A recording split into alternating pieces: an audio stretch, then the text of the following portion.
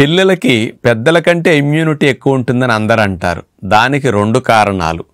ఒకటి, పిల్లలకి ప్రత్యేకంగా ఒక గ్లాండ్ ఈ ఛాతీ భాగంలో ఉంటుంది. దాన్నే థైమస్ గ్లాండ్ అంటారు. మీకు కనపడుతున్నది కదా.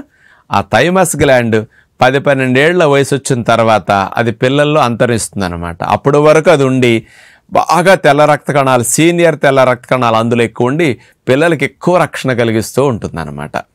ఇది ఒక స్పెషల్ కారణం. రెండోది, చిన్నప్పటి నుంచి పిల్లలు కాస్త చెడ్డ ఆహారాల వైపు ఎక్కువ వెళ్ళరు కాబట్టి ఆ చిన్న ఏజ్లో డ్యామేజ్ ఎక్కువ జరగకుండా ఉన్నందువల్ల కాస్త పిల్లలకి మంచి ఆహారాలు పెట్టడం వల్ల పోషకాలు బాగా వెళ్ళి ఇమ్యూనిటీ బాగా కూడా పెరుగుతానికి కారణం అవుతుందన్నమాట.